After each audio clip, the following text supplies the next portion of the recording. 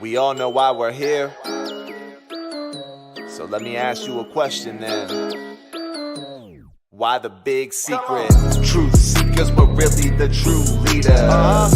Keep it grooving, the movement like two-seaters. Turn it up, we're knocking through both speakers. This time we get the truth from the big secret keepers. Hey, truth seekers were really the true leaders.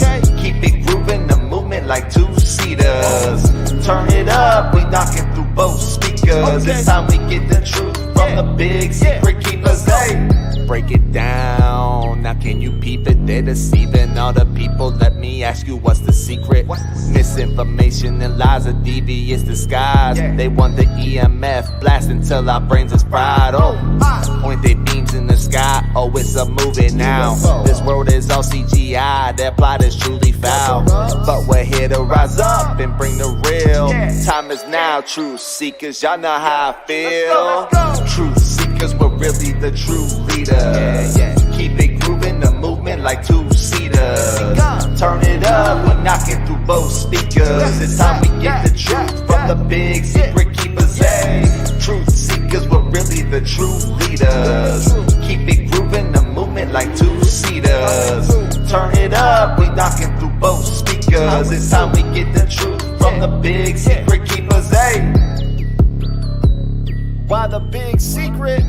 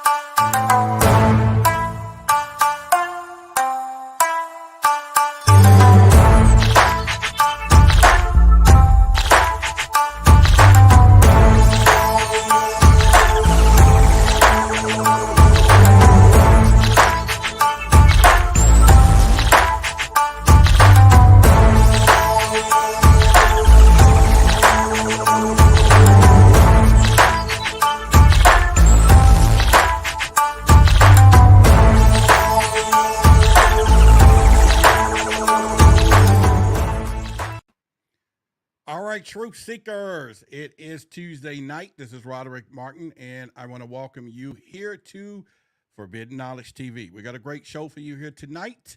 As you've been keeping up with us in the last couple of weeks, you've been knowing that we've been going down the rabbit hole. And tonight, we're going to bring you out the rabbit hole, but with a little more information. As you know, we talked to some of the bishops last couple of weeks about why he left the church. And so you want to keep up with that because we were going down the hole about religion and what is happening with people when it comes down to the extraterrestrial phenomenon. Then, of course, I had Reverend Michael Carter, who also is in the pulpit and also written several books and was on Ancient Aliens. And he talked about it as well. And so if you have not got enough of that information, I definitely want you to do that. Now, if you were in that conversation last week, you then saw how I popped up the reptilian channeler, Anthony. So the stuff got interesting, and he's an authentic reptilian channeler. And so, you know what? He's actually launching his new podcast, and he's actually a great supporter of our fans here and a good friend of mine and everything else. And so, we are actually going to have him here in a few weeks to answer all balls out, and that may not be the word for you, about reptilians, and you can actually ask him some questions there. But in the meantime, let me share with you his new up-and-coming project right now.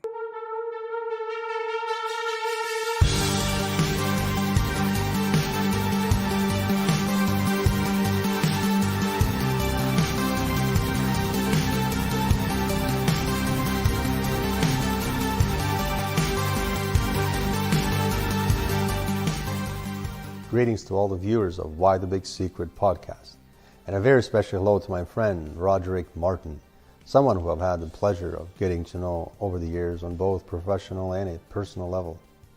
My name is Anthony, and I'm an extra-dimensional channeler out of Canada and a person behind social media named Canadian Awareness.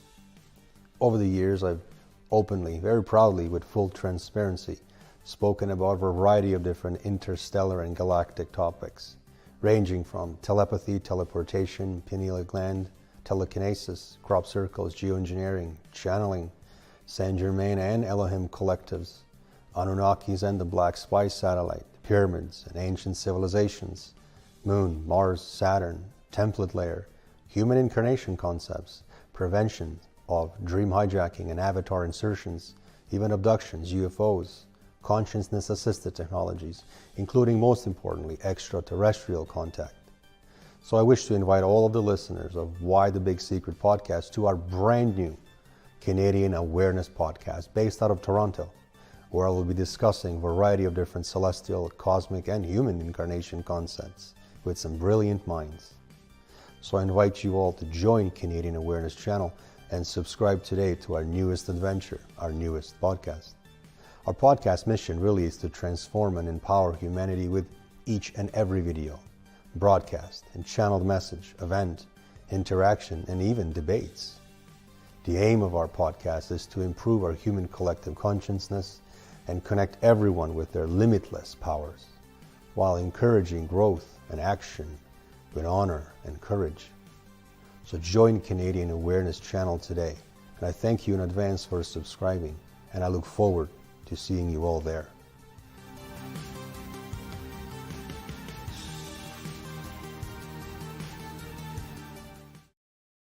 All right, guys. So definitely, if you're going to be into the reptilian side of things, you definitely want to subscribe to his channel. In a few weeks, he will be here on Forbidden Knowledge with me to go hard in on your questions and anything bar none. We're going to go into it. So in the meantime, let's get this show on the road. All right, truth seekers, as you know, this is the opening of it all. I want to welcome you to Tuesday night. I'm Roderick Martin, your host of Why the Big Secret. As always, you could have been any other place tonight, but you chose to be right here, right now. And with that being said, I'd like to bid you good evening, good morning, good afternoon, wherever you may be in the 24 time zones that this show is showing. And as always, I'm located in the Jumbo State. This is where those UFOs come out to play. It is a Texas thing, y'all. And so right now, I'm going to give you the biggest promise, and that is we're going to be the boldest, baffling, belligerent YouTube channel in the world, creating captivating conversations that will certainly cause controversy. Join me tonight with Billy and Elizabeth. We're going to get real about those relationships. So I'm ready. I hope you're ready. Put the children to bed, because this is not no PG, and we're going to get down to the conversations, and I'm going to do it right now. So we are limited for time, and we're going to get right into it. I'm going to bring our guests. They're not our guests. These are the folks, okay? This is the people who, when we want to go and I want to go and turn for some answers, especially when it comes down to mental health and everything else, this is it. So let me bring them into the room tonight. And I don't have to make that big introduction, but what's going on, y'all? Hey, what's happening? It's all good. As always, y'all are the couple of the year. And so we're gonna, and it's not forbidden. This is the knowledge that all of us know about. So I want to welcome y'all here tonight. I'm gonna set it up real quickly, how we're gonna go into this conversation, and it'll kind of lead us down. I'll put this on the screen right now. Basically, what I'm gonna do is break this down into what I call Defcons. All right. Defcon 5 being where we are casual. These are people with casual conversations. They all going to fall in the category over to the right where they're in a relationship knowing somebody that just don't want to hear it. But if they go down this rabbit hole, they begin to be in Defcon 4, where they're truth seekers, they're researching, still dealing with the issues. Now we got these people who may have had a sighting, which is totally different from contactees and abductions. And then we get in Defcon 2. We're going to talk about people who are dealing with this, how they can deal with it. Then we'll get into Defcon 1. This is the mental health status. This is where people have trust issues, secrecy, shame, fear. All roads lead there. But this will keep us in the conversation. And then at that end, when we get to Defcon 1, this is where I want you to provide some mental solutions for people. We'll just have a casual conversation of what's happening with people as we go down to Defcon.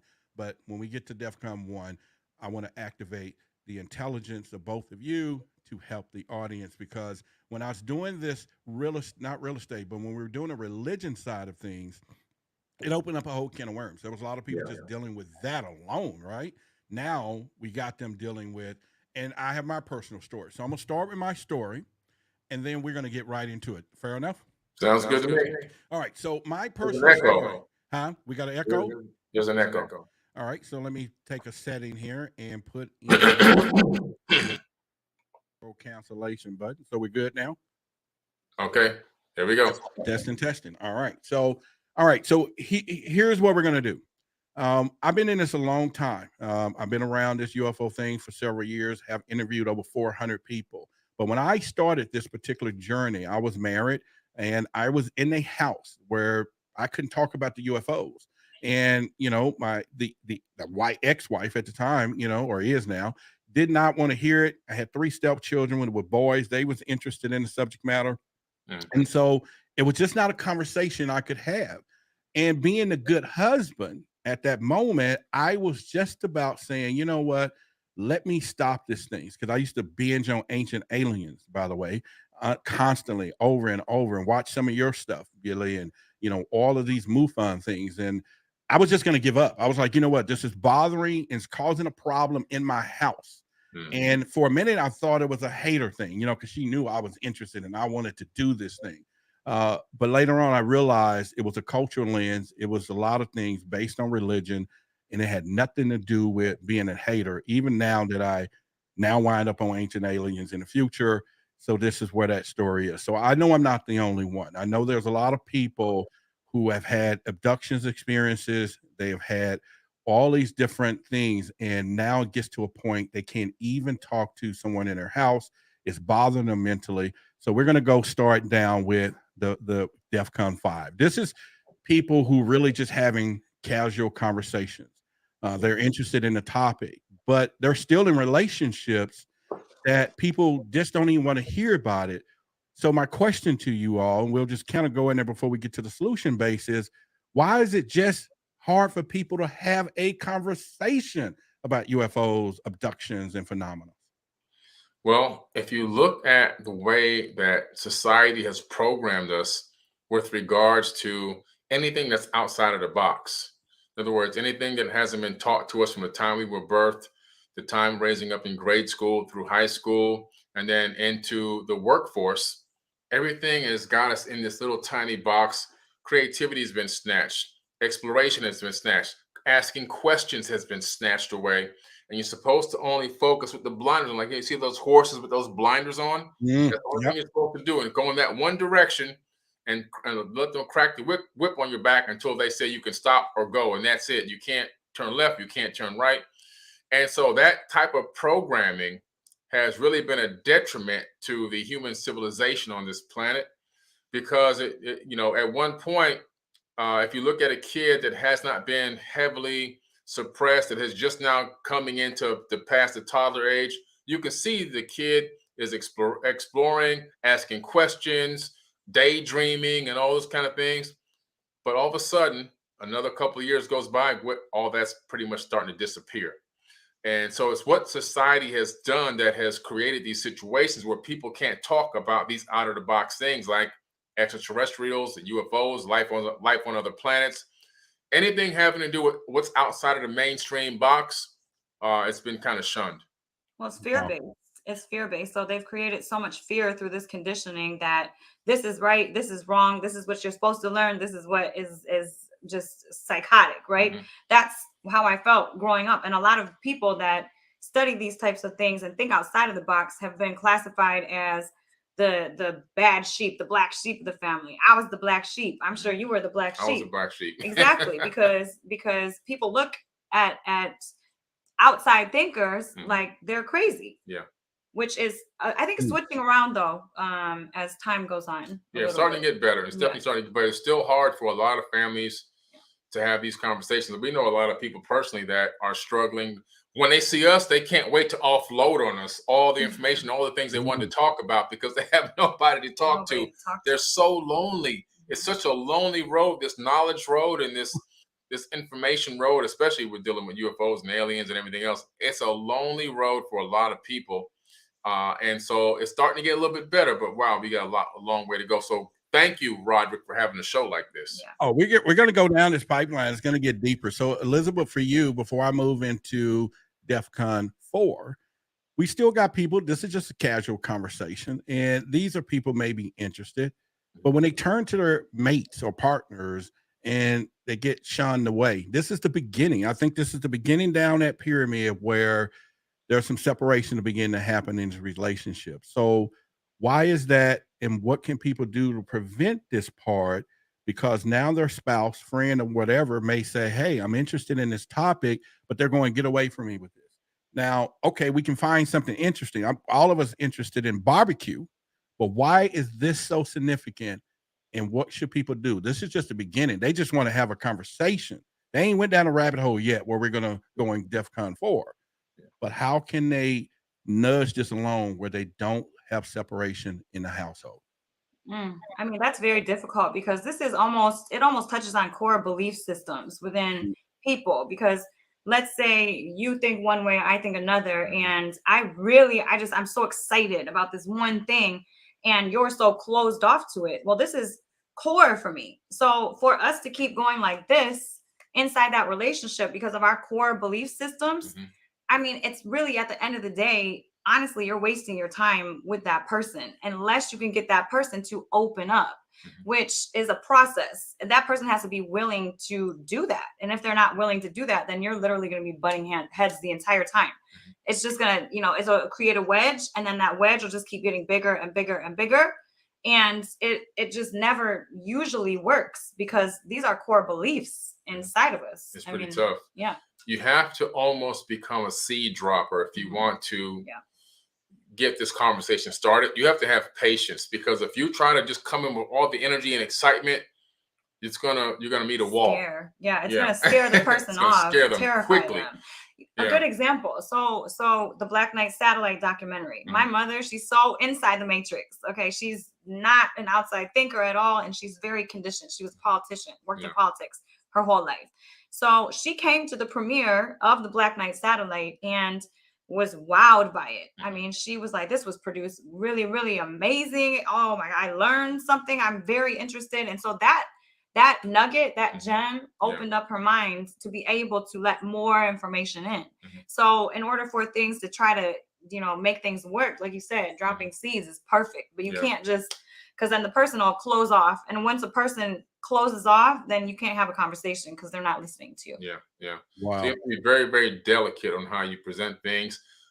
Present a little tiny bit, see how they respond. If you can get them to a high quality produced film like the one we did with the Black Knight satellite, that could open up. That opened up people directly at the theater. A woman was able to get her mother, who had basically called her crazy for years, to come to this premiere. And the mother came just for the daughter. But at the premiere, at the end, we had a question and answer session. And the daughter actually stood up and said, thank you so much for this production, because my mom, who has been saying I was crazy all these years, finally saw this with me tonight and actually believes I was telling the truth now. Yeah. I was there in the audience. Oh, yeah, you were there. That's right. You were there. You were also in the documentary. There we go. All right, so we're gonna move to DEFCON 4. Now it's getting a little more serious. We got people, that person who we just were referencing to, it was just a casual conversation. Now they're truth seekers. They're curious. They're researching. They're at home at night looking up this stuff while the partner or friend, cousin, family is giving them the hand. Don't talk to me now, because it's done got serious. And they're still going down this rabbit hole, but they have not achieved the goal of getting the significant other. And I'm using the word partner, and that can be whatever. Everybody can fill that in to whatever they want. But now it's getting serious. Now, all of these can lead to roles or mental health, or it can lead to, hey, they're just curious and they're good. They're okay with this.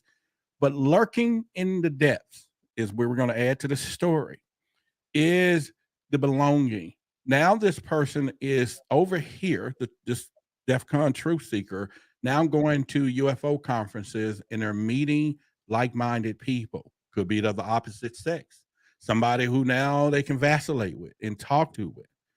But at the same time, at home, we have this husband, wife, partner, whatever, is still giving them. So this Tonight show is for them too, to don't lose your love life because you're not understanding what these people are dealing with. And we ain't got down to somebody who thought they was abducted yet or having conscious thought. We'll get to that when we get to DEFCON 2. So we're going to go down. You get what I'm saying? We're going down this pipeline. It still seems pretty simple, but people are still having relationship issues now that they're becoming truth seekers. Like you said, they're looking at your channel. They're going for the forbidden knowledge, but they have not nudged the others on the journey. But in the works, I'll get to the point, land this plane. They're now meeting like-minded people. Is that a threat later on to the relationships as also? Could that be a possible? Because now we're meeting people. What do y'all think about that?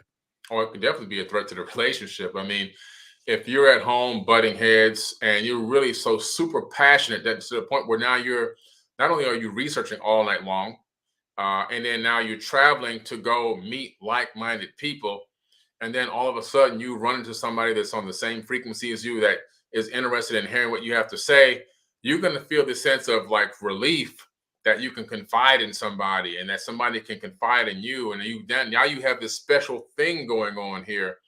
And that can cause issues and problems. There's no doubt about it. Especially if the person at home, the partner at home is just still not budging after everything. You've tried everything and now you've gone out and they know you're traveling and they still don't even want to come on these trips, not even just to stay in the hotel room. That can cause some issues and some problems. It's going to make it really, really tough. That person who's out there exploring and researching may eventually want to reconsider that relationship for a new one. But okay, you make a great point. And Elizabeth, I'm going to lead this right into you. You make a great point, and I'm saying, is this thing that powerful? You know what I'm saying? Where it could, this knowledge search, these experiences, is that powerful enough that it can put a wedge in a family if they're not on the right support of this thing? And then Elizabeth, for you, could this now cause this person could look like an alien? The other person might be like, okay, here's a story. Or you meet Tom. Oh, Tom is cool. So the alpha person in that relationship is like, oh, go ahead and hang out with Tom or Janice or whoever. I don't care. Y'all talking about that dumb UFO stuff. All right. Well, Tom and Janice look like an alien. I know she ain't, or he ain't attracted to him, so that ain't gonna go down. But all of a sudden, it ain't even about to try. He can have one eye, be a cyclops. You know what I'm saying? You now have put the stake in the lion's den, and who's at fault at this, Elizabeth, when it comes down? Because I'm saying it don't even have to be a sexy person. So is the camaraderie of this that powerful to bring two people together in the search for the truth? Yeah, I mean, well, every relationship this is kind of situational. So if you're in a situation with a partner that won't hear you and you've tried everything, and here's both sides of the coin, because that person, you met each other, you got married or you got together for a reason at the very beginning, because you had like minds, you were on the same frequency, you loved each other for specific reasons. Now this person is kind of, and you don't even know that person anymore. So it's like, who are you? I don't know this person. I don't know this person that's researching all this crazy stuff that I don't believe in. It could traumatize the person that, the truth seeker is with, because they don't know. It's it could traumatize that person. And that definitely creates wedges. Yeah. And then the other partner, the truth seeker, when they find someone that they can confide in and that's on the same frequency, it's really difficult to try to work through that, because like I said before, it's almost a core belief system that's now changed, that now you have this wedge that you can't puncture that wedge unless the person is willing to let you be who you are and support you in any way that you want to go in life. But like I said, it's situational. So it really depends on the personalities of who's together. But what if the word support is go ahead and go? You can go to all the things you want. I'm just not going. And then Billy, I'm not going to let you off. I thought you said it happened to me. We got to hear about that in just a second. But anyway, it happened. But go ahead. Yeah. Well, so my first wife, she wasn't into any of this stuff, obviously. And as I became more and more entrenched in the wisdom seeking, the knowledge, the studying and researching, up all night, going to events and trying to meet up with people and everything else to gain more knowledge. And then after having we'll go down into Defcon 1, but having in a situation where I felt like I had an encounter, that just scared, like you said, the fear. the fear crept in, it scared, and add to compile that on everything else that was going wrong with the relationship, for me it ended up in a divorce. So there's a cost to seeking this knowledge and this wisdom in some cases, not all cases, but in sometimes if you don't meet the right person, or you meet, like Elizabeth say, one way, and then you start going separate ways, spiritually, knowledge wise, passion wise, it can cause a situation to just collapse and fall apart, which for me it did. That can happen in any situation, any subject, though. True. I mean, someone can be growing and the other person can be not, which is my past relationship. I was growing and becoming this new mature person, and they were staying right here doing the same dumb stuff that we used to do when we were kids. So, I mean, that really happens, whether it be alien contact or that type of knowledge seeking, or even just growing as a person. So really, to have a successful partnership, you have to be growing together in some capacity, and then be open to that other person. And you did touch on the fact that, what if the partner was like, okay, go ahead, do your thing and just sit back at home? Honestly, I don't think that would be right for that other person to be out there trying to seek and connect with all these other people in an intimate way, because their partner just decided that it's not for them. So, I mean, it's that's really disrespectful. Right. Exactly. So is it safe to say, though, although you just mentioned, Elizabeth, Liz, that someone, all right, this happens any kind of way. You may not support me going, I like football, and you don't. But where's that line draws? Okay, we hear that. Not too many people saying I'm breaking up because he likes football and she won't come to the games and I go. But now we're talking about this invisible thing, this thing that is cuckoo, right? And nobody want to introduce that girl or guy at the party. Yeah, this is my girl and guy. He likes that UFO stuff. This is how all this came about. So does that take a deeper trend before we now get into Defcon 3 that it's something bigger with this mindset of what they're seeking as opposed to what they want support for, and the line drawn in line with the other partner, I'm just not going there with you. You know what I mean? Or is that, am I? Yeah. Well, it's just like this field of research and work that we're in. If somebody really gets deep into it, they become super uber passionate about it. It becomes an obsession in some cases as well, and that's enough to drive away everyone, your kids, your partner. You can lose your job. I mean, the things that can happen if you get caught up too deep without balance. But it's just like anything in life, you have to have some type of balance. And so what happens to people in this community, to be quite honest with you, and we've seen this firsthand, a lot of people go off the deep end. They become fanatical about the research and the information. They don't realize it, because it's almost like having body dysmorphic syndrome, where you can't tell that your body is looking one way and you think it's looking another way. So you keep trying to alter it. With them, they don't really see their personality is dysmorphing, and that they've really gone too far off the deep end with the information, and that they become susceptible to fanaticism. And so they need to know that they have to reel themselves back in. In anything in life, I learned this the hard way. You have to obtain some type of balance. Too much of anything is no good, no matter what it is. Balance is key. That's key. Yeah. Okay, so we're going to now move to Defcon 3. As you know, we're going down this rabbit hole. It was just a casual conversation. That's how it started for me. I still got the same partner at that time. Oh, now all of a sudden I'm researching. I still got the same partner. So we're moving down to this thing if it'll blow up at some point. And our issues already had issues. So now we got even more issues. Now the reasoning is there. Now she didn't have to say, something's wrong with him. Now he crazy because he saw a UFO. I saw a UFO when I was 12. So I came into a relationship crazy.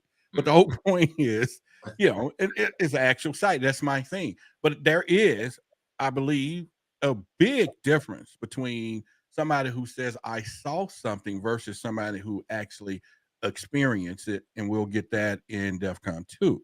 Yeah. So, but it all still leads down to the mental health of Defcon 5, where this thing just explodes all across the board for some people.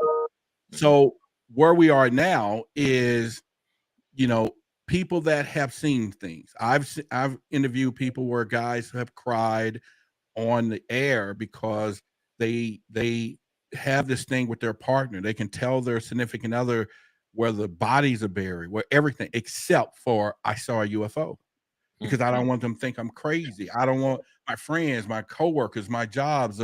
But yeah, guys, I can tell you, you know, my intimate secrets. But this right here, almost with a conspiracy within themselves, why is it so hard? Even a simple sighting.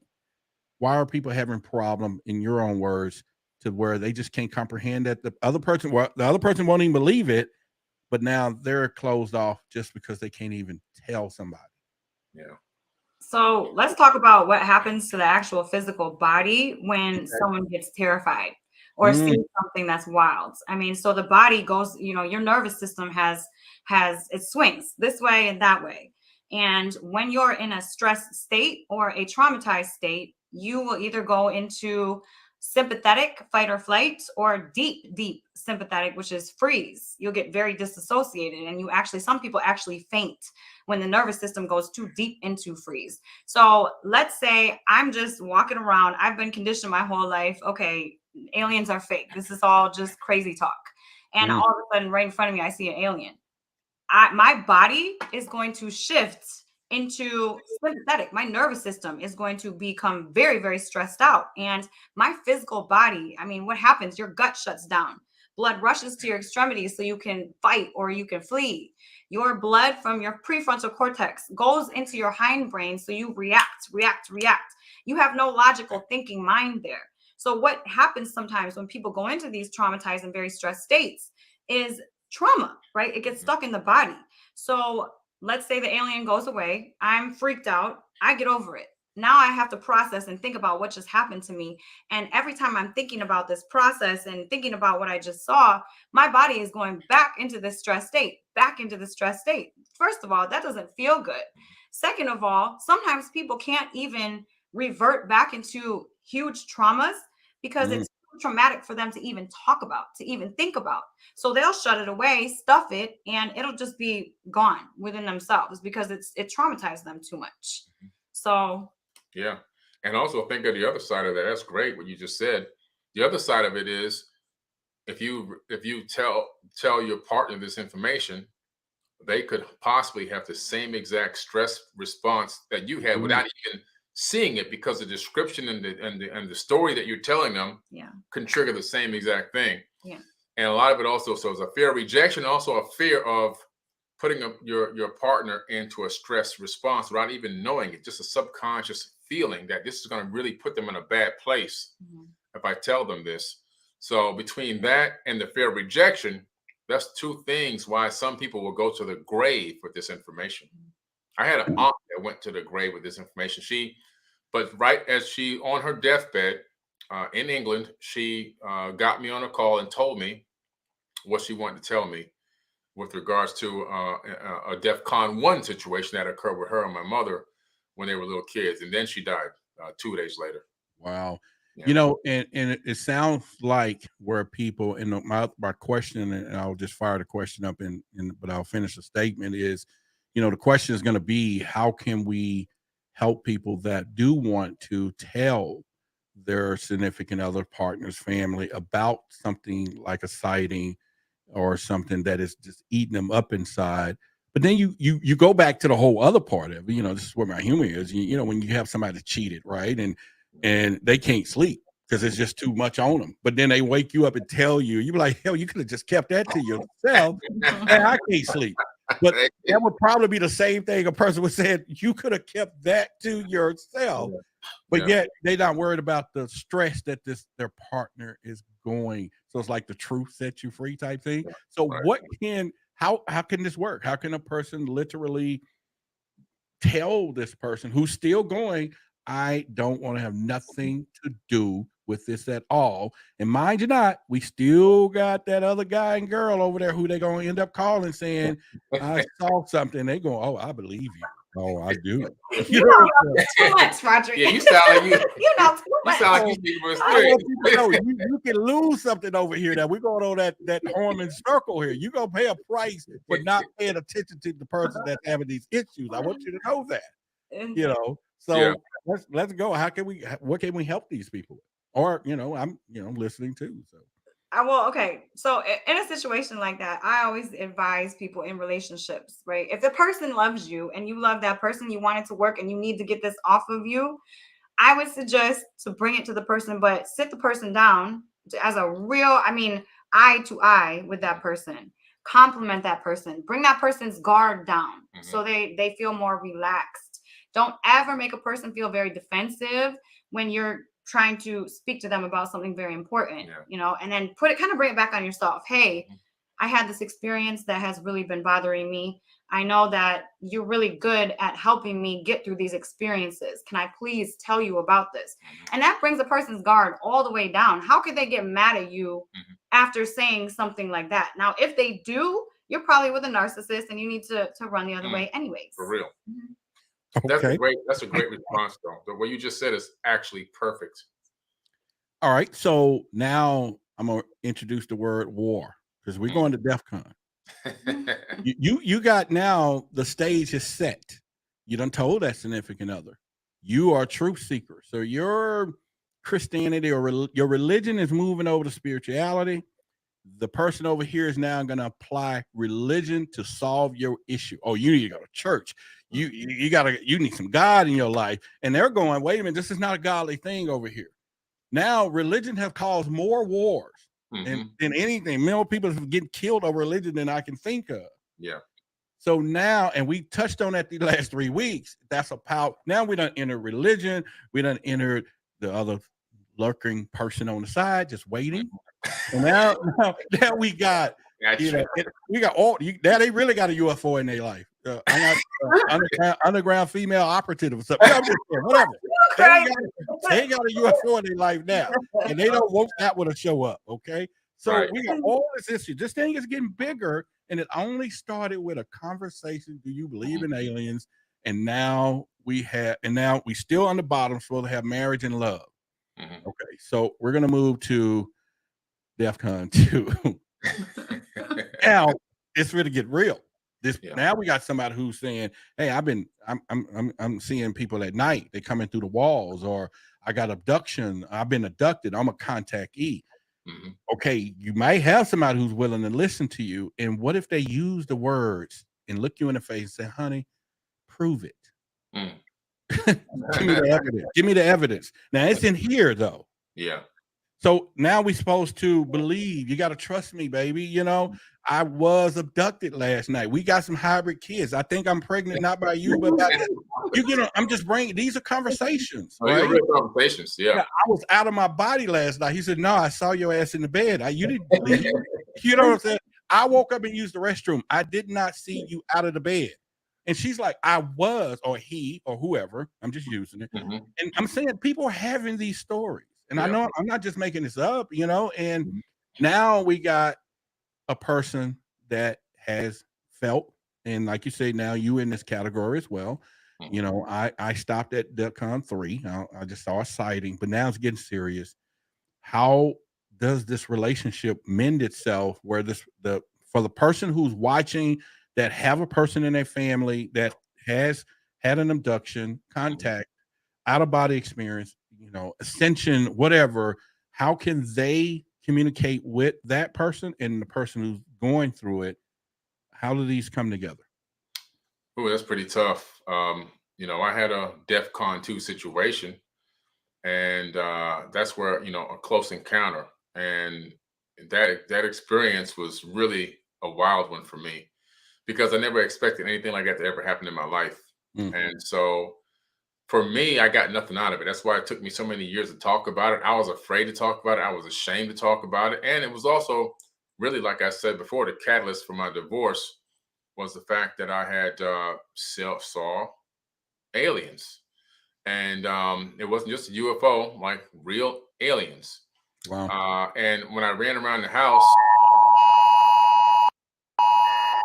That you or me? You guys got Abduction. Oh, hang on.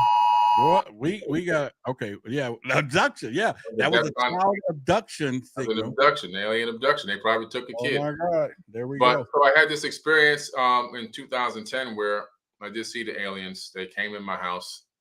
Nobody heard them. Nobody saw them. Only me. I ran around the house like a madman. This is what not to do. I ran around the house to my kids, my sons, my daughters, my wife at the time, and they all looked at me like they were crazy. Not only did they look at me like I was crazy, but they got scared, which is what you said would happen. They were horrified. One of my sons, till this very day, Giovanni, he still has. We're disconnected. He's afraid to come to my house. He sparingly shows up here or there. And when I asked him about it, he said, "I'm afraid. I'm afraid of the thing that you went through, and I'm afraid of the stuff that you think about and talk about. It scares me." That's his exact words. He's 27 now. So that put kind of a wedge between myself and one of my sons till this very day, as well as like I said, so it's a touchy situation. What not to do is run around scaring the hell out of everybody. But your body was in a stress state. So like, again, touching back on what your biology does in that moment, you were traumatized. That was wild for you. Your body went into an extremely stressed state, fight or flight, and you were not in control of your actions, of your emotions. So yes, that was probably traumatizing for your kids, but a partner, I mean, it really depends on the partner and the person. Is your partner a narcissist? Do they love you? Because if they see you like that, then an understanding partner would sit you down, calm you down, and then talk to you. But if they don't do that, then she was a religious person and a narcissist. So I had a double negative. Well, then it's not gonna work. She got her mother to come tell me that I had to go speak to the brothers at the Kingdom Hall, and that was never gonna work. That was never gonna work. Yeah. But it's a scary thing. So people have to learn, but people will have this situation and they'll have to learn how to deal with it. I think if in hindsight, it would have probably, yes, I would have been traumatized, but before I went to go running around scaring everybody, I probably would have taken some time to myself, analyze what happened to me, sit back, meditate, and then when I can gather myself, then go try to present it in a more politically correct way, so to speak. But we tend now, as we have grown, we know about the cultural lens of what we're dealing with. So at what point do the abductee, the contactee, the experiencer be forgiven to know that their partner is not hating on them? They just can't comprehend, and because this religion thing, that there's something that's keeping them from going there. And it's not their fault. Although they're beating it, come and see the show. Come watch me. Look, watch Billy Carson. Look, he got all this knowledge, and they're still walking away going, I don't know what he just said. You know what I'm saying? And but it's because they got this thing that we know everybody have.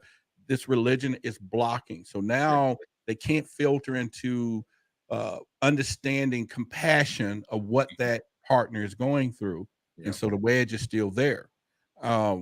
What do we say for those people? How can we get them or the person to try to get that person to come through that crack? Because it's a problem when they go to church Sunday and come back and they still got that scripture saying, man, I need to lay hands on my partner while she's asleep or he's sleeping. They told me I was a devil worshiper and everything. That's why I said lay hands. See, I was already going right there. You didn't have to say it.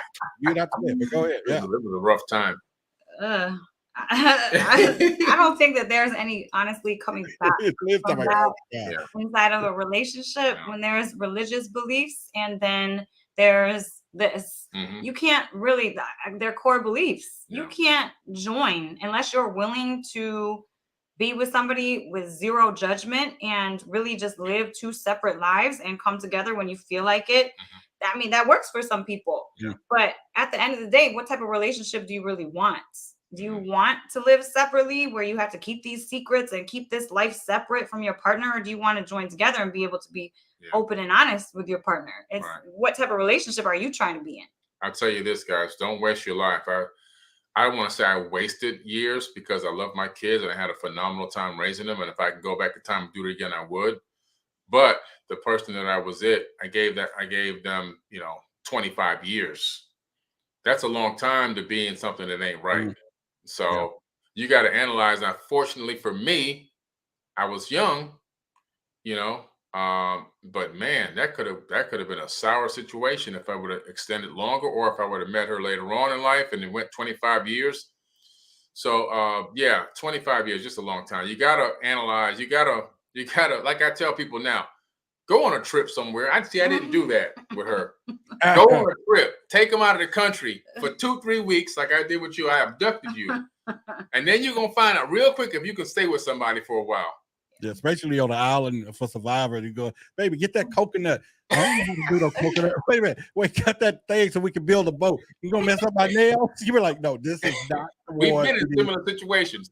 It's super fun too. Yeah, hiking through deserts and temples and all kind of stuff, and 120-degree heat, and you know. But you can find it real quick if you can live with somebody, because a person can only keep that act up when you solo, away from everything, locked away some like hard part of the world to get to, and you can't make a phone call or nothing. You can't run and hide to your friends. And after a week and a half, the acting is going to fall away. And the second week, third week, you're going to find out who that person really is. And so if you can go on a trip for 2-3 weeks, you'll find out real quick if that's the person you're going to rock with for a long time. Yeah. So, ladies, if you're on an island with a man and you start telling him to go get the food, catch the rabbit, catch it, you go, a rabbit? How do I do that? How do I set a trap? You are in trouble. So you better go back to that regular guy who's all right, because he can have all the money. See, he can be. Oh, I got me a high value man with money on the island. No money, you can't use it. You need this now. You know what I'm saying? You gotta get you an efficient dude. That's all. All right, that's my relationship side. Okay, we are now. We in Defcon 1 now. The shit has hit. The sugar hunt IT has hit the fan. Okay, and I'm saying it's not in a bad way and not ridicule or anything, but people have not survived Defcon 5. They couldn't go through 4, 3, 2, 1. Now they're isolated.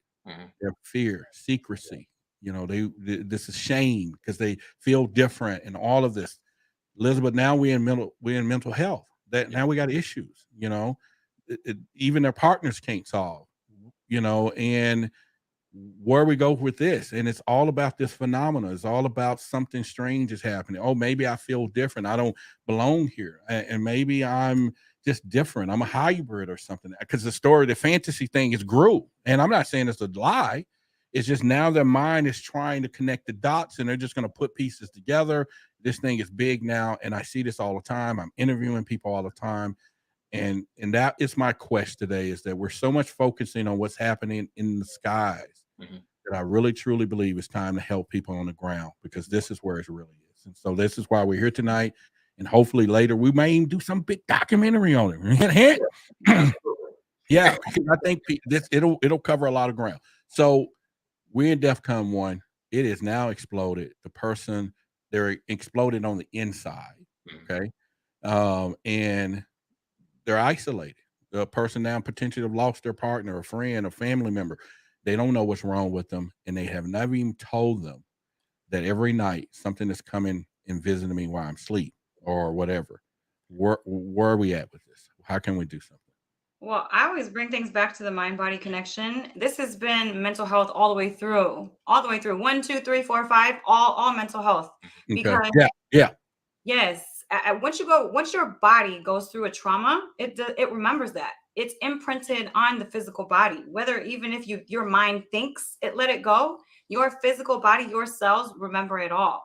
So no matter what, you are going through trauma all the way through these steps. It's traumatic for you. So by the time 5 comes around, now you lose it. Now you realize, oh, okay, now I realize I'm freaking out. Now I realize I'm isolated. Now I realize I have issues. And so at that point, once you become aware that you've had these traumas, that you have gone through these things, and now, I mean, it's time to do the work within yourself, within your body. Your body, you have to be able to shift your body out of these stress states. You have to be able to get the trauma out of your physical body, out of your energetic body. And this is all by doing shadow work, or else you're going to be walking around like a little balloon that's full of air about to pop. And if that happens, you might really end up losing your mind or losing it on somebody by accident becoming unconscious and accidentally murdering somebody. You never know, or killing yourself. It's too much. You've popped at this point because you're holding on to too much. So people, when they go through these things, they have to really realize they have to process it not only within the mind, but within your physical body as well. You have to become aligned, all the Trinity, the Holy Trinity. You have to be aligned in every avenue to be healthy, to feel mentally healthy, physically healthy, and spiritually healthy. So it's about doing the work, processing, letting your body feel these emotions, feel this fear, not stuffing it and running away from it, but feeling these things and then coming through on the other side. So it's safe to say you're saying the other person shouldn't be blaming the person that he's not believing in me. They now need to take responsibility for themselves to keep their self healthy mentally. Yeah, always. It's never about other people trying to help you. It's always about you helping yourself. And then all the way through these steps too, 1, 2, 3, 4, 5. If you stay aligned within yourself and you're doing the work all the way through, then people will fall away that aren't for you anyways. And if that means your partner isn't for you, you're going to know that in your core because you're doing the work. You know who you are. And once you know who you are, you know who's for you, you know who's not, and you're not going to put up with anything less. Exactly. Okay. So garbage has a way of taking itself out. So don't throw the baby out with the bathwater. No. Now we still got this other person that this other one them gave permission. Now go to all the events with Charlie and Samantha. I don't care. Y'all all crazy. What happens here? Do they need that? They don't make friendships. They don't make relationships. Maybe they now just really confide in one another. Is there some separation need to be happening here? Because you still can't get your person over here to come to the next show or event that we're going to be doing, a UFO conscious seminar, or whatever. So do we need to give people a warning? Be careful that you don't connect with someone because you're in a weak state, only because y'all both believe you both saw a UFO, and somebody could be unreal and just lying that they believe you and they don't. Yeah, that's true too. There's so much that can go on. I've seen so many people over the years that will come to some of the events that I host or that I'm speaking at, and their spouse, they tell me their spouse is not into this stuff, so they don't come. But they seem to, every year after year, they're still with that spouse. So some people have found a way to make it work. Okay. It depends on the situation. What the spouse is willing to allow you to go out and go do. I haven't seen anybody doing any extracurricular activities, but then again, I just go back to my hotel room, so I don't know what's going on out there. But I'm pretty sure you go and get plugged up. Yeah, I know. I go back to the house and go back to the y'all room. Get that by the time we hang up. Did he say our stuff we get plugged up at night? Yeah. I get grounded. Yeah. Grounded. That's the word. Yeah. I get grounded. But but I'm pretty sure there's situations out there that occur like that. And so I would say to people that you have to be careful because you may be in a relationship that could work. Don't just give up on it just because somebody came and romanced you with a similar story or wanted to let you confide in them and let you cry on their shoulder. It's a lot more than that to build a relationship. So you have to be real careful that you don't get, somebody don't come. You remember that movie Romancing the Stone? Yeah. You don't want to fall for that type of trick where somebody is what's the word play on that, but somebody comes and says everything you want to hear. They got the Romeo tongue and they say everything you want to hear. They do everything you want to see done. And then all of a sudden you start forgetting about your responsibilities at home. And now you're out there. You didn't caught yourself out there. So it takes a strong person mentally to be able to understand, there's balance in life and there's things you should do and things you shouldn't do, or right from wrong. We're all born knowing that right away. So I think that people just need to be very careful when they get out there and they find somebody they can confide into. Don't think because you can confide into somebody that you're falling in love with that person. That person may have given you a temporary form of relief and letting you get some of that stuff out. But at the same time, you can't let that turn into something that maybe doesn't even exist, or let it turn into something that shouldn't be. Exactly. I agree with you 100%. This could be any subject too, not just aliens, not just UFOs, not just knowledge seeking. I mean, you could be going through something and your partner won't hear you. So you want to go cry on, and then there's a person's shoulder right here. Here, I'm here for you. Like, cry on my shoulder. they could be trying to sneak their little way in and do some, throw some shade into your relationship. So honestly, if you're in a committed relationship, it is not right for you to go, in my personal belief system, it's not right for you to go cry on someone else's shoulder, because why are you opening that connection and wanting to connect like that with another person? That's desperation. And then also we have to remember, you don't really know a person until probably about a year or two down the line. You don't know who that person really is. They could be blowing smoke up your butt, just like you said. So you never, exactly. So do you really want to risk your relationship because you can confide in somebody and it feels good for a moment? That's like cheating. It's cheating. Yeah.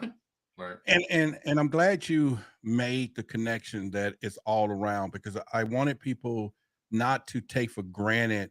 Most people think or feel they would know, oh yeah, my girl can go hang out with them, and that's gonna, on a regular basis of regular normal things that they don't connect with, but they're gonna miss this big one because they're not even interested in hearing nothing, right? And so it's pretty much from there. So yes, I think a great test would be, you bring me over to your house, we take all the bullets out the gun, and then we pretend that we break in and see if your man is going to defend you or run. And so, if he gets up shooting, but ain't that coming out, and then if it doesn't come out, he go get something else like a bat. He's for real. But if he gone, then that's a done deal. And you won't know that till about a year into the relationship, but you can do it the first week. I love it. Yeah. All right. So I know we only got about a few minutes left. I want to turn on the call-in line, and see if there are a few people who can come up, maybe ask a quick question, or in nothing technical. If it ain't about this subject matter, audience, no, don't come on that line and ask the question. We don't want you to hear about guys at pyramids. He got plenty of content for that. But if you had something you want to share and it's real quick, do y'all have maybe about 5 or 6 minutes? We'll bring in a few callers and let them. Okay. So first, I'm gonna bring up one of our show producers here, Lonnie. She should be up in the line. So Lonnie, what are going to be the rules and how we're going to do this? Hey everyone. So tonight we have to be respectful of Liz and Billy's time. So we just ask that you guys, when I pick up the line, just go ahead and let me know where you're calling from. Give me a brief idea of what your question is going to be, and I will put you into the queue. Just try to keep your questions no more than a minute long, because we only got a few more minutes left of Billy and Liz's time. All right, appreciate it. And that is Lonnie, our show producer. And so let me put her back into the screening room. The call line is up on the screen. You guys could now go ahead and begin to call in, and we'll bring you up. I mean, while we're waiting on some of those callers, I see them coming in now. I definitely want to thank both of you for all that you're doing and what you do. And basically, I have the respect, especially for both of you on the relationship side. You both have been through some tremendous path that has led down to this point. And I think people should understand that nothing comes easy. And ultimately, at the end of that rainbow, you may find someone like you two have to now make the rest of this journey worth it. You know what I mean? Absolutely. Yeah. So I want to thank y'all for that as well. All right. So we do have a couple of callers screening in the crew, and I'll bring them up. And then, like I said, I'll get you out of here in about 8 minutes top. Fair enough? Fair. Okay. All right. So we're processing that. And if you are, like I say, the call line is up at the top of the screen, 272-222-TALK. All right. So we have Jay Taylor. So I'm going to bring him into the conversation. And all right. So Jay, you're now on live with Liz and Billy. Go ahead. Hi. Well, first and foremost, I appreciate you guys for allowing us to be a part of this channel actively, and even, Billy's channel, because a lot of times we don't always get to be active participants. So I want to say I appreciate that. My question for Billy and Liz is, if you're in a situation to where your partner doesn't necessarily agree with you, but they'll allow you to say, and kind of talk about what you want to, but you know that they don't believe it. Should you stay, or should you find someone who actually believes you? Well, that's interesting. It depends on how they're reacting to it. Let me also say this first, and you go, Liz. So, there's two ways that it can go, in my eyes, at least. A person, that they really don't believe the information, but they're supportive. and they're never going to believe it, but they're going to support you, let you do what you do, let you be who you are, and they're not going to try to dissuade you from that. And then you have the other side of the coin where the person doesn't believe you and they're very negative and it's causing this combative type of relationship. That could be very tough, and that becomes toxic. And if it becomes toxic, then you have to make a tough decision. So, I don't want to break up anybody's relationship, but I will say you have to make a choice if you can handle toxicity on a consistent basis, or if it's the other thing where you're being supported, they just don't believe you. Then I think that that's something you can still work out. That's pretty much what I was going to say. If it leads to toxicity and you guys are arguing and there's no support there, then that's stressing you out. And who wants to stay inside stress all the time? So that would personally be a time to move on if things turn very toxic like that. But if you have a supportive partner that, I mean, we don't believe in the exact same things. Yeah. I'm not all into aliens and stuff. I'm into something completely different. But yet I believe and I support. So it's, I mean, it's kind of situational. All right, I'm going to move you back, Jay. Okay, Appreciate your call. All right, so so we have Jonathan from Texas. We're going to bring him in, and we got Chris, and then we'll have Shanisha, and then Kim, and we'll probably be done after that. Get y'all out of here. All right, so Jonathan from Texas, you are now, Jonathan, you're live. Go ahead. Hey, thank you. I'm actually calling from California, Oakland, California. Okay, so you lied to my screener? Yeah. She put Texas up here. No, we she must have got it wrong. Oh, okay. You go blame my talent. Okay, but go ahead. You good? My bad. Hey, first and foremost, I want to say thank you for everything that you guys are doing. Billy, Carson, big fan. I watched a lot of your interviews all on YouTube. I really appreciate it, what you're doing. So I have two questions, and I ask them really quickly. The first one is, when you're partnering up with somebody and you're running the business with that person, a lot of times running the business with your partner, that can actually mess the relationship up. So I wanted your perspective on that, and how do you balance that out, the pros and the cons of that? And the second part of my question, or a different question, is I run a podcast, and I wanted to know if I could interview you. I know that's a stretch, but maybe. All right, we don't do no self-promotions here, guys. Sorry about that. We're going to skip that one. Let's not do that. Nobody ever do that. Reach out. They have email addresses. I didn't give you that opportunity to body snatch them like that. I'm sorry. All right. So, all right, here we go. We got Chris. Chris, I'm going to bring you up. Do not do what just happened. If you want them on your show, reach out normal and give them an opportunity. You don't put them on the spot like that. So we're not doing it. Sorry. My bad. All right. So, Chris, you're here in the conversation. Go ahead. Hey, thank you so much for having me on. Peace and blessings to all three of you, man. I love watching you guys. Yeah. So I just had a quick question. When I was in high school, I had an experience where I was asleep and I had a sleep paralysis, and that happens to me quite often. But this one experience that I had, I happened to I saw three of those little gray aliens right next to my bed, out of the corner of my eye. One of them had a silver tube in his hand, and he shined the light on my backside. And then a few minutes later, they all just kind of disappeared, and I never knew what to think of that experience. So I was wondering if you could bring any sort of validation or light into that.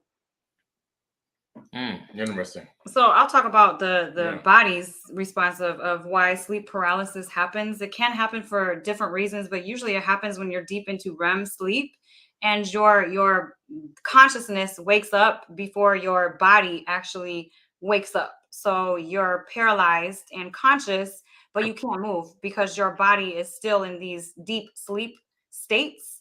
So that's sometimes why sleep paralysis happens. But as far as the alien side of things, something more could have been happening to you. So that's what you should answer.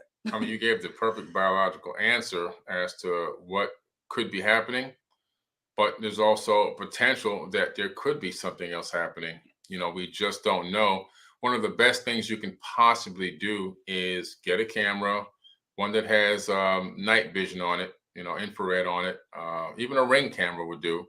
Set the Ring camera up, aim it at yourself towards your bed, and then go back and watch it on a night that you've had sleep, or you think you've had sleep paralysis or something going on.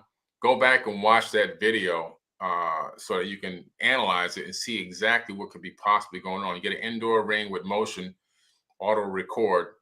If you get on the paid subscription, I think it's only like 15, 20 bucks a month. You can see what may be happening, just as you can get a better piece together what may be this, going on. Okay. Yeah. Okay. Yeah. That's good advice. Thank you so much. All right, Chris. Thank you. All right, everyone. We got about 2 more calls that I'm going to bring up. And Billy, I appreciate your time. And definitely, I'm going to make sure I'm looking now, make sure the calls that I'm going to bring up is related to what we're talking about.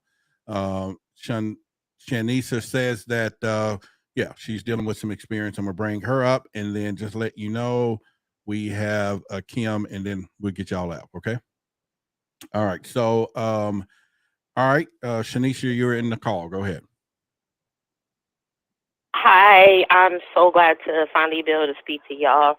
I wanted to ask y'all, do y'all think that mental illness has anything to do with alien contact experiences that people have when they tell their family that they see stuff and hear stuff talking to them? That could it be, you're just saying that it's schizophrenia or any kind of mental illness. Do you think that has anything to do with that? Pretty interesting. It can. You could have schizophrenia. Personally, this is my personal opinion. I study the body and anatomy and all these things. I honestly think that people with schizophrenia are almost shifting into a different dimension at times. What they see is real. Who are we to tell anybody that anything is not real? This is all a projection of our consciousness. So we all see different things. We all hear different things. We all perceive things in a different way because we're in different vessels that are full of these past experiences and all of these different things. So people that have schizophrenia, who are we to tell them that what they're seeing is wrong and not there? They could actually be shifting into different dimensions. You just don't know. So as far as alien contact and mental health, it could be some schizophrenia, some psychosis possibly, but honestly, I mean, I don't feel like it's for us or anybody really to tell a person that what they're seeing is wrong and fake and they're crazy, because I don't really feel like anyone's necessarily crazy. They just have a different perception than I do. You do. Yeah, we talk about this all the time. Yeah. Sometimes you see the homeless people at the beach are talking to themselves and walking around. We say, I wonder what dimension that they're communicating with. Yeah. It just seems as if they're really communicating with something that they think is really real. And it's possible that their mind is tapping into something that we just can't access here. Now, where the mental illness comes in is not that they're really mentally ill. It's just that they can't isolate one particular density or reality. Right.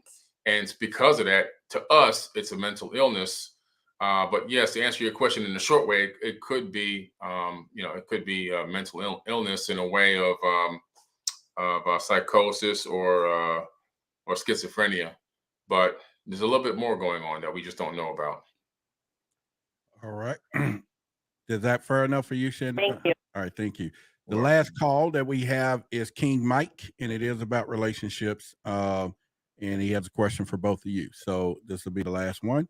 And all right, King Mike, you are now in the call. Go ahead. Wow, thank you so much. Basically, if you're in a marriage and let's say both of us believe that we have been awakened, however, me as the male, as the man, I'm so much into the study and the research of what's going on at this particular time, and I feel actually called to what I've manifested in finding even this platform itself.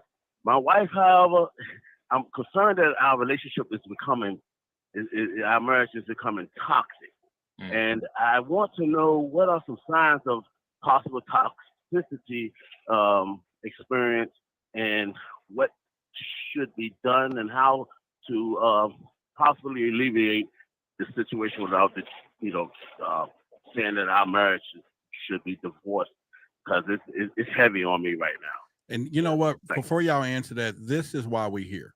We here all night, and we can help one person who's really seriously having an issue. And like he just pointed out, his marriage is on the line about what we're talking about. Yeah. And I'm glad you all stayed on this extra minute so we got to his question as well. Although the rest of them was important, but here we go. But go ahead. No, it's definitely. So it sounds like this man really loves his wife and doesn't want a divorce, and he wants to be with her, which is phenomenal. Number one. As far as the toxicity goes, you have to find a way you got to become a little bit of a psychologist. Okay. So obviously, I've been in a situation where I'm diving deep into everything, and I'm going 10, 15 hours straight on research and investigation, and I'm traveling all over the place to these events and everything. This before I was even speaking, right? Years before I was speaking, and puts a lot of pressure. So in hindsight, what you have to do is you have to realize you have to pull back. You need to schedule time, quality time with your wife. You need to schedule quality time doing things that she actually likes and loves to do, things that interest her, not interest you. You may not be even really too much into it, but you gotta be into it, and you gotta give her the time that she needs and deserves. You have to bring back the balance, and that will reduce the amount of arguments and fighting. And also find ways to let her know that you're thinking about her throughout the day. Just little things like that. Even if she says, okay, this is your time to research and you go off to do your thing, stop in between what you're doing, send her a text message, give her a call, or if you're in the same location, walk up to her, give her a hug, give her a kiss, let her know that you're still thinking about her. But definitely balance out what you're doing and spend more time with her on things that she's interested in. That's really, really good. Really, really good advice. Also, you could consider trying therapy. I mean, I know that there's a stigma around therapy and all that, but honestly, adding a third party so both of you can get your thoughts and emotions out, and having someone being there kind of dictating, okay, now it's your turn to talk, so it doesn't get toxic. So you can't start screaming at each other and all of this toxicity. You don't need that. So sometimes a third party can help with that. And then also really, I'm a mental health person. I always advise people to really do their shadow work. Do your shadow work, because when you do that, you don't trigger easily. And when people are triggered, they lose it. Their body goes into fight or flight. They lose their logical thinking mind, and everything goes out the window. That's when things get toxic, when you lose it, right?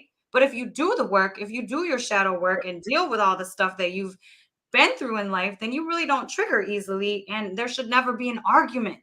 It should always be a conversation, and a conversation of two conscious people coming together, discussing, and coming to some sort of solution, right? So, I mean, those are some that's great tips. All right, so the show is not ending, but our superpower couple has to go save the world, doing what they do. They're gonna go and get grounded. Boom. So I appreciate y'all. Much love for you both. As always, appreciate you giving me an opportunity to be here, be part of the inner family of Forbidden Knowledge TV. If you haven't subscribed, you guys subscribe. Go over to Forbidden Knowledge TV and get your subscription, because Why the Big Secret have 8 episodes there, and there's a lot of other content and things that he's building. We're going to help them become past Gaia, past Netflix, past all these things in years to come, and we're all going to know this day that we're a part of it. So we're with you, all right, and all that you guys stand for. Much love. Appreciate you. We'll talk another time. All right, thank you. Thank you, Roderick. All right, peace. Till next time. Okay, guys, so the show has not ended here, but we're getting ready to get into the second phase, and then we might open up the caller lines if you got a little more, y'all want to share some things with everyone. So we're going to do that. In the meantime, I want to let you know, Canadian Awareness, we got a show tomorrow, him and I did, so you definitely want to check that out as well. But at the same time, we're going to have Anthony here. We're going to have our authentic reptilian channeler here, and we're going to really do some great things. So let me kind of give you what you're expecting for. We're going to have another after this commercial, or not even commercial, because this is my friend. I want y'all to know about what's going on. But anyway, we got cruises coming up and everything else. If you look for other stuff that I do, I'm on Open Minds with Gaia. I've done Fox Tubi, Discovery Plus. I have a TV show out there. History Channel will be coming up in Ancient Aliens. And of course, Forbidden Knowledge. We're going to be talking about the Black Knight satellite. You can watch that as well. So let me share with you about my friend Anthony, and then we're going to end. So don't go anywhere. And if you have not, take the time, subscribe over to Why the Big Secret YouTube channel, because we definitely want you there. So here we go.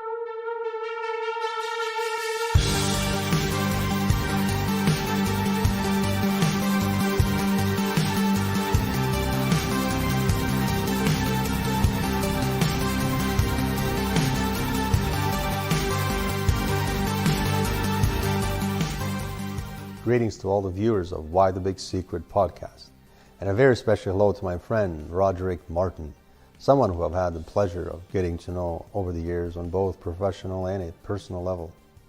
My name is Anthony, and I'm an extra-dimensional channeler out of Canada, and a person behind social media named Canadian Awareness.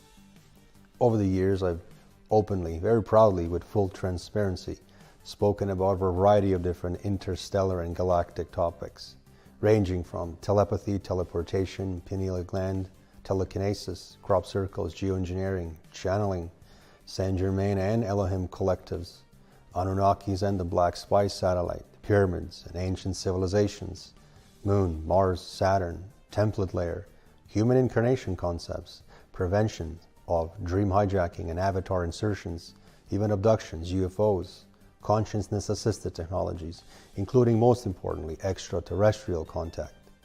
So I wish to invite all of the listeners of Why the Big Secret podcast to our brand new Canadian Awareness podcast based out of Toronto, where I will be discussing a variety of different celestial, cosmic, and human incarnation concepts with some brilliant minds.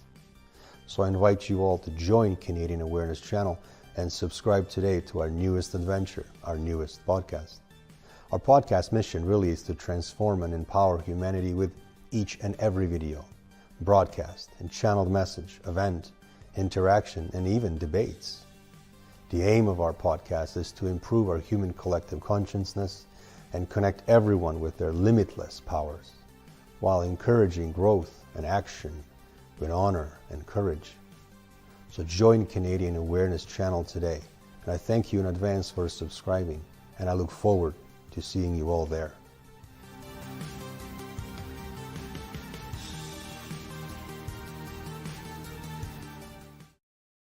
All right, y'all, make sure y'all mark your date when I put the show up next week, the day that we're going to have a reptilian channeler live on the air.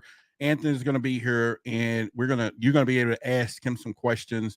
You're going to be able to go in deep. You want to talk about some stuff. Oh, is it real? Is it real? Man, whatever you want to go with this man, he's going to bar none go with you on the journey and everything else. So if you have been watching the entire show, we went down to Defcon 5, 4, 3, 2, 1 when it comes down to this. So now, if you want to relate to where you are on that scale, whether you Defcon 1, whether you Defcon 2, 4, or 5, or whatever, and you have those types of things in your relationship and you want to share some related things like that, maybe it can help someone.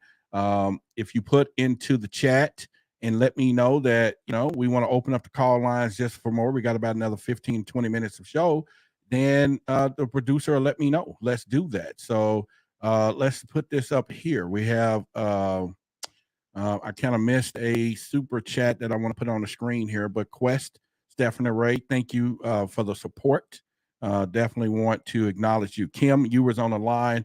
Our email is contact@whythebigsecret.com. We definitely want to still help you and talk with you about that. You can email me directly. Either myself or the show producer, Lonnie, will reach out to you as well. And that's contact@whythebigsecret.com.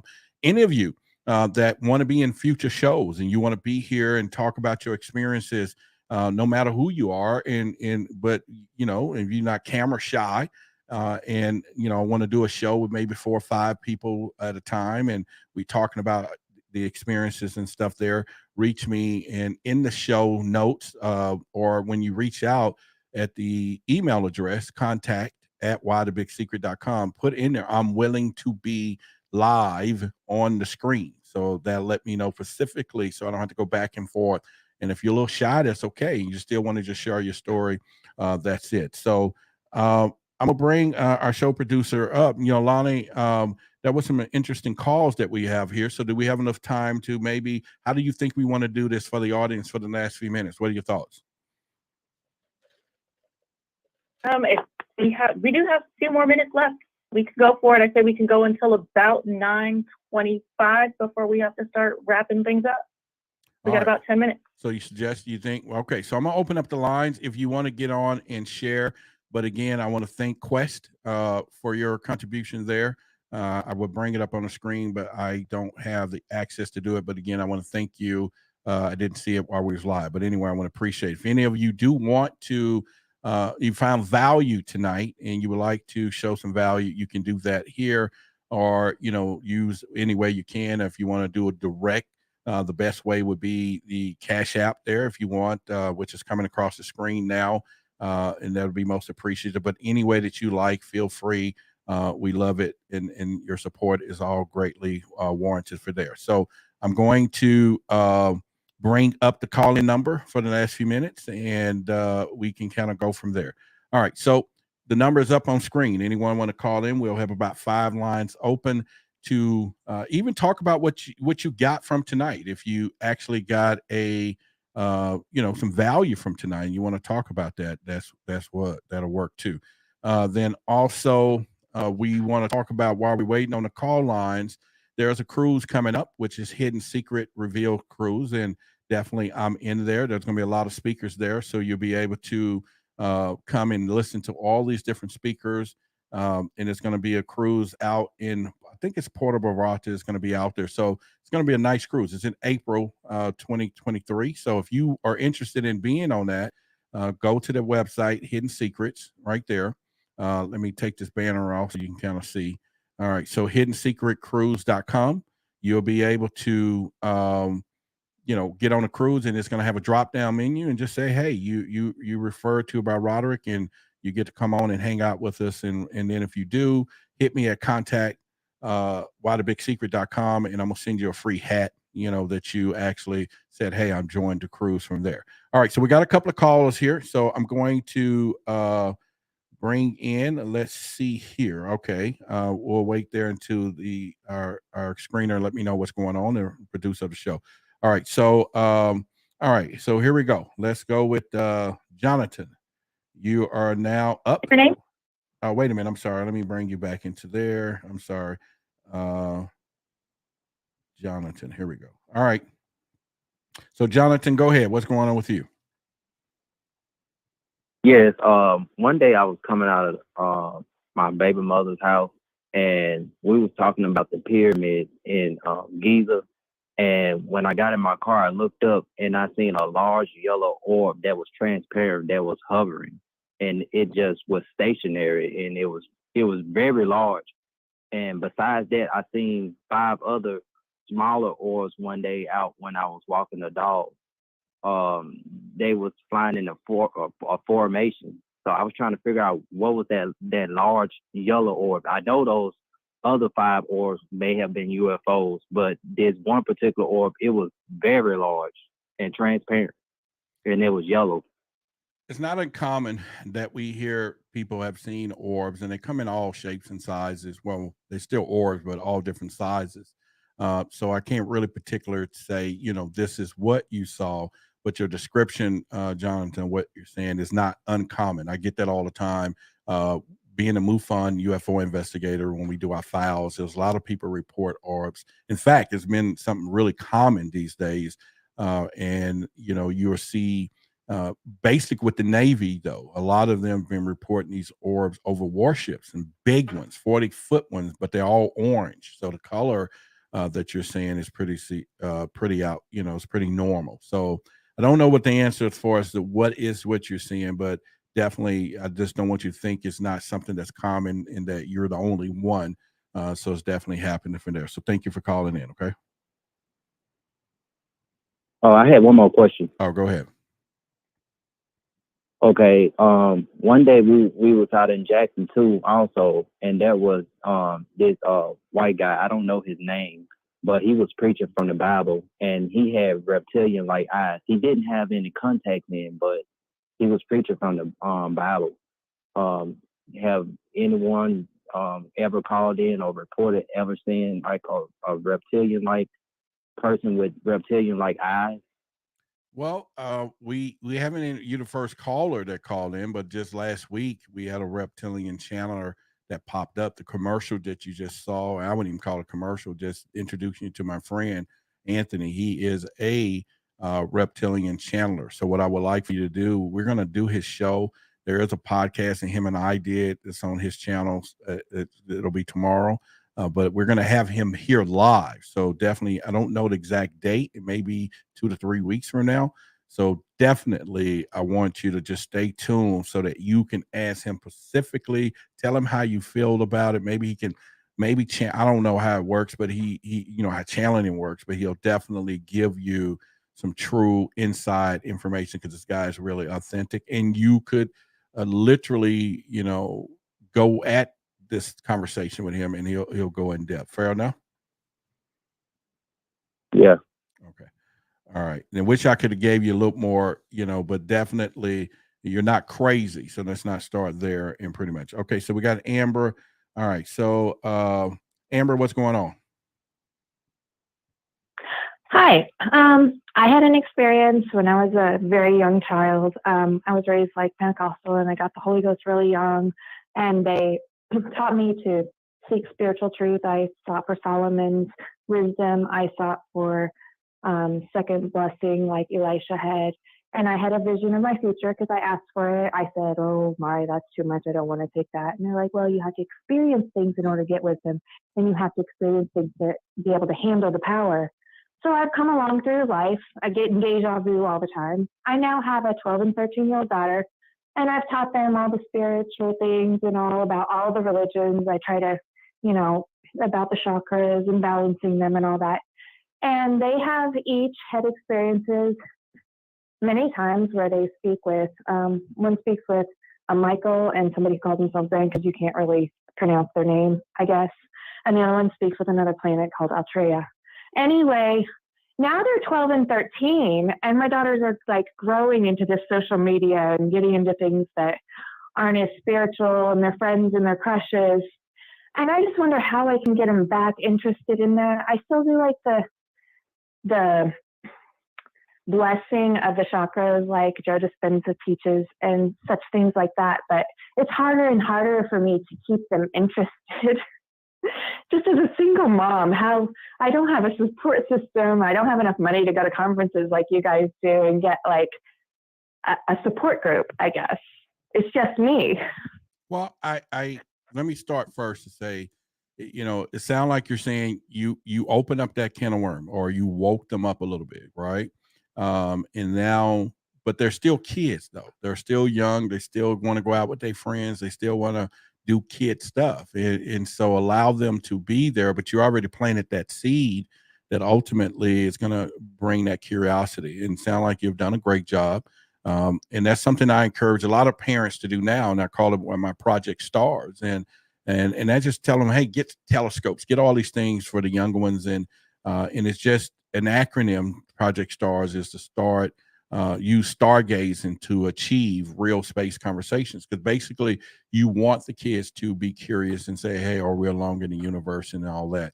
As far as personally, you know, going to some of these events and taking them, you continue to go on your journey, and as you learn more, just be prepared when they do come back around, to, you know, and you can, you know, visit websites, you can watch Billy videos. It's just, there's so much knowledge here on Forbidden Knowledge, you know, and there's a lot of other people out there as well that I think that, and hopefully I'm giving you some more, because outside of that, you know, the kids they're, you know, we know how they are these days, you know, and they're on their own path, and hopefully you set that in motion and respect that. But at the end of the day, they're still children. Was that good? Okay. Thank you very much. Yeah, Yes, yes. and all I'm just saying is just don't worry too much about it. Is all I'm saying. And they heard you. They just hadn't it hadn't it's going to be something out there they're going to experience and they're going to remember. Mom introduced me, and then the curious part really sparks. So it'll happen. Thank you. All right. So Lonnie, I'm gonna bring you into the conversation. What's going on? No, I just I'm gonna remember how I asked the question, but what is the importance of recognizing aliens and such? And what's the purpose in terms of what's really going on here on this planet right now? There's so many things going on. You have no idea what they're interjecting on. They have influence of. I think that's more important than the topic of connection, love. Okay, back they up. have that What's more important now? I missed that part. Like they have so much intellect, these aliens, right? I mean, with so much going on this planet, how come they're not?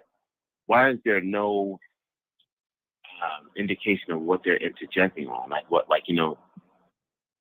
how they're changing the climate, the water, what we're eating, the politics. Why aren't there big reveals on that? And now you let me make sure I heard you right. You said something, and we still get to all your stuff. You said how they are changing the water and climates. You're saying the aliens are responsible for that? Well, it sounds like, everything that comes on or about them is about knowing that they're here, that they're present, and they have some indication of helping us out or getting involved or trying to connect with us. So why is that so complicated for a highly intellectual being to connect with us? Like you and I are speaking, like conversing right now. What's the issue?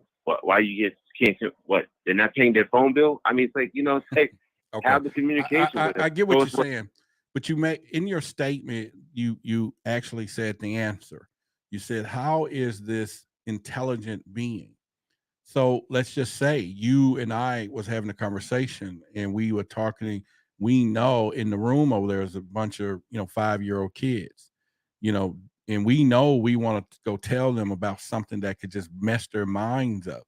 Do we go in there and do that? We're intelligent. We know it's going to affect those kids the rest of their life. They're not going to get any sleep.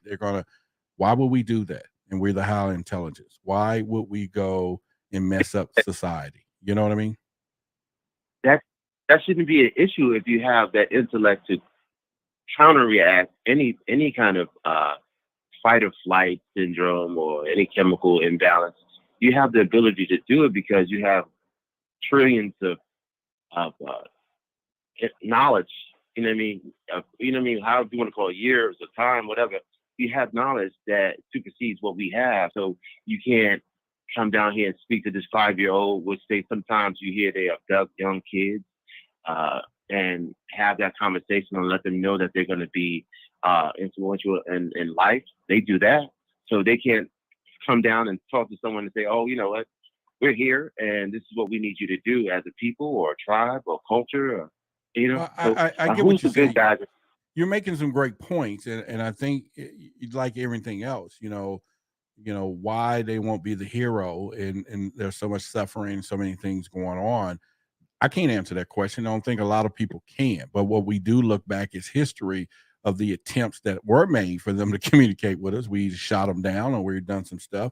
And then if they abducted us. So there's a lot of things. And you're hearing people being contacted individually at night, and they may be using all kind of other methods that everybody's not on the frequency to receive. Now, you may want them to go jump out on the White House lawn, and park and be like, hey, I'm here and God is this, maybe that's what we all going to need, but I don't know for us the other layers of that. Like who's the good guys from the bad guys? But we have no indication at this point. You mean from the aliens? Like, aliens being the bad guys or us being the bad guys? Aliens, us being aliens, or we the bad guys. Mixed breed, cultivated. I mean, we're okay. If we're bad guys, how are we bad guys where we are just 5-year-olds without the intellect or the knowledge or know-how to have communications with them? So could you really be bad at 5, or you just misinformed? And if they have that intellect again, why don't they have that technology to infiltrate that part of our lives to kind of have that communication? So therefore, we don't have to be bad guys. Well, because with reading, that there are aliens that do specific jobs, and they have no choice but to do those jobs. And there are those who are just doing what they want to do, either the reptilians or whatever have you know what I mean? But it's like, so you have this diversity in extraterrestrials. How come we don't have the good guys or good aliens, whether they have blue or red or whatever color they have, just represent who they are and tell us what they need? Those people specifically guided to do something for this planet, do something. Because if they can give us information, maybe we can move to another planet and stop being so, overwhelmed. Let me pause there. We probably don't have enough time to really go into. I even have Lonnie here, and I brought up on the screen. Lonnie, you listening to his conversation a little bit. It sounds like he just wants those answers. What do you think, real quick? Lonnie is our show producer, and then I'm Lonnie. To Lonnie, we got both Lonnie. So, but go ahead, Lonnie. Lonnie, the show producer. I think that your questions are valid, and I think that's the reason why we have shows like Why the Big Secret. When you think about it, everybody wants the same questions answered that you're asking, and we don't have those answers, and we may never have them. If we think about it, we really may never know. But the cool part about our existence is that we have the ability to continue asking these questions and trying to dig for answers and jumping on YouTube to put like minds together. Like, this is an experience for all of us, and it's something that we all have to kind of make our own conclusions of when we put the little bit of limited knowledge we have together. Of course, there are going to be people who say they know for sure, but I don't know if either of us would believe that. So that's why we have Why the Big Secret. We don't have all the answers. It's fun to try and explore them together. Can I ask you one quick one? Go ahead. Are there differences between ghosts and goblins and aliens? Or is this one big thing? Great question. I actually go to Why the Big Secret. All of you who's watching, make sure you subscribe to the channel. There is a couple of videos that I did with a friend of mine, Marie Jackson. She's a official ghost hunter. The title of the videos is there any link between ghost, goblins, I didn't use the word goblins, but ghost and the paranormal versus ETs. They both go through walls. They both are doing all these things. Is they the same? So we go through, we got a couple of part 1s and part 2s there, and she is an official ghost hunter. So you might be really intrigued with some of the conversations that we had there. But to tell you, I don't have an answer for that, but it definitely was something I was searching to find out if there's a connection, and she was one of the people I reached out to. Please, I would love to find out. It's on my channel, Why the Big Secret, Marie Jackson. You'll see it. Ghost it'll be like a puzzle piece on the thumbnail, Ghost Hunter and myself, and we go down that rabbit hole, and she talks about ghosts. I talks about, ETs and both going through walls, all this, and we like, could they be the same thing? So appreciate you coming on as well. All right. So Lonnie, I think we had a great show tonight, and I'm gonna make some final remarks there, and I close down the call line, and we'll go from there. What do you think? Sounds like a plan. All right. Okay. Thank you. And we'll talk to you after the show. All right. So that's our show producer, Lonnie. She's a great person, definitely behind the scenes on some of the things. So with y'all being said, I just want to thank each and every one of you. And hopefully you got some value out the show tonight, especially what we're talking on and some of the topics, the feature of using these call-in lines and all those things to let you know. Is something if you want to support the channel, because we do have to add features and it's like monetary things to get those things to working. But hey, you know what? You can down below right here, there's the Cash App, and if you find value, you can do that. You can use YouTube any way you want. We appreciate it as well. Let me see in the chats that you guys enjoyed the show tonight, and just I want to just stroke my beard a little bit. From there. But in the meantime, I want to thank each and every. We'll be back next Tuesday coming up, And we're actually going to, I forget who the guest is, but tune in. I'll post that. But in 3 to 4 weeks, we will have the reptilian Chandler Anthony will be here with us from there. So with that being said, I just want to thank each and every one of you. Let me check the chats real quick on anything in Pacific from there. And I'm going to leave you all with the information on being at the next show. So y'all make sure y'all go and leave here. Actually, tomorrow, go over to Canadian Awareness and see some of this stuff. This guy's really putting some stuff out there, and it's been pretty quick and in there. So I did find it. There you go. If you still here, Quest, thank you. Right there for you for supporting the show as well. Really appreciate that from here. So with that being said, I will say, take a look at this and good night to each and every one of you. But here is the final word from my guy. All right.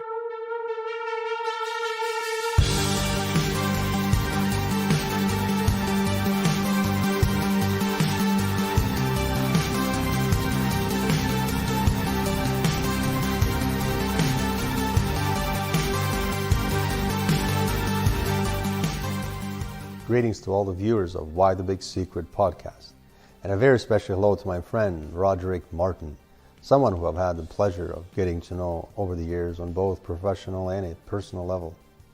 My name is Anthony, and I'm an extra-dimensional channeler out of Canada and a person behind social media named Canadian Awareness. Over the years, I've openly, very proudly, with full transparency, spoken about a variety of different interstellar and galactic topics, ranging from telepathy, teleportation, pineal gland, telekinesis, crop circles, geoengineering, channeling, Saint Germain and Elohim collectives, Anunnakis and the Black Spice satellite, pyramids and ancient civilizations, Moon, Mars, Saturn, template layer, human incarnation concepts, prevention of dream hijacking and avatar insertions, even abductions, UFOs, consciousness-assisted technologies, including, most importantly, extraterrestrial contact. So I wish to invite all of the listeners of Why the Big Secret podcast to our brand new Canadian Awareness podcast based out of Toronto, where I will be discussing a variety of different celestial, cosmic, and human incarnation concepts with some brilliant minds. So I invite you all to join Canadian Awareness channel and subscribe today to our newest adventure, our newest podcast. Our podcast mission really is to transform and empower humanity with each and every video, broadcast, and channeled message, event, interaction, and even debates. The aim of our podcast is to improve our human collective consciousness and connect everyone with their limitless powers, while encouraging growth and action with honor and courage. So join Canadian Awareness channel today, and I thank you in advance for subscribing, and I look forward to seeing you all there.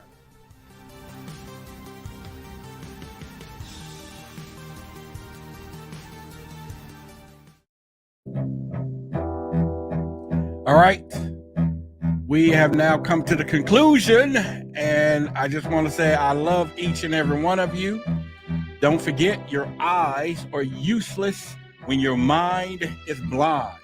It's always time to think why. My job is to give you enough information to awaken your curiosity to the possibility that we're not alone in this universe, or whatever it may be. That's the things that we're going to do.